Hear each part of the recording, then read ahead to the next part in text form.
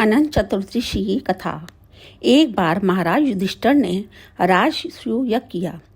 यज्ञ मंडप का निर्माण सुंदर तो था ही, अद्भुत भी था। उसमें स्थल में जल और जल में स्थल की भ्रांति होती थी। यज्ञ मंडप की शोभा निहारते निहारते दुर्योधन एक जगह को स्थल समझकर कुंड में जा गिरा।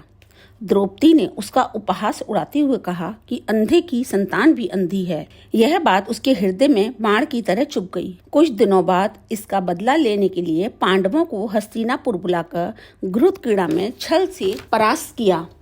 परास्त होकर पांडवों को 12 वर्ष का वनवास भोगना पड़ा। वन में रहते हुए पांडवों को अनेक कष्टों को सहना पड़ा। एक दिन वन में युधिष्ठिर से मिलने भगवान श्री कृष्ण आए। युधिष्ठिर ने उनसे सब वृतांत कह सुनाया और उसे दूर करने का उपाय पूछा। तब श्री कृष्ण ने उन्हें भगवान अनंत का व्रत करने की सलाह देकर कहा, इससे तुम्हारा खोया हुआ राज्य फिर से प्राप्त हो जाएगा। इसके बाद श्री कृष्ण ने युधिष्ठिर को एक कथा सुनाई। प्राचीन काल में सुमंत नाम के एक ब्राह्मण के एक सुशीला नाम की कन्या थी। बड़े होने पर ब्राह्मण ने सुशीला का विवाह कौंडिन्य ऋषि से कर दिया। कौंडिन्य ऋषि सुशीला को लेकर अपने आश्रम को चल दिए। रास्ते में रात हो जाने पर वे नदी तट पर संध्या करने लगे। सुशीला ने वहां पर बहुत सी स्त्रियों को किसी देवता की पूजा करते देखा। सुशीला के पूछने पर उन्होंने विधि पूर्वक अनंत व्रत की महत्ता समझा दी। सुशीला ने वही उस व्रत का अनुष्ठान करके 14 गांठों वाला डोरा हाथ में बांध लिया और अपने पति के पास आ गई। कौंडिन्य ऋषि ने सुशीला के हाथ में बंधे धागे के बारे में पूछा तो उसने सारी बात समझा दी।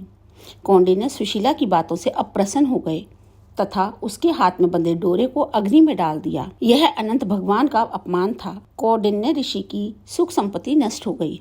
सुशीला ने इसका कारण डोरे की जलने की बात दोहराई। पश्चाताप करते हुए ऋषि भगवान अनंत की खोज में वन में चले गए। जब वे भटकते भटकते निराश होकर गिर पड़े और बेहोश हो गए तो भगवान अनंत दर्शन देकर बोले, हे कौंडिन्य, मेरे अपमान के कारण ही तुम्हारे ऊपर ये मुसीबतों का पहाड़ टूटा है। तुम्हारे पश्चाताप के कारण मैं प्रसन्न हूँ। आश्रम जाकर 14 वर्ष तक विधि विधान पूर्वक अनंत व्रत करो, तुम्हारे सारे कष्ट दूर हो जाएंगे।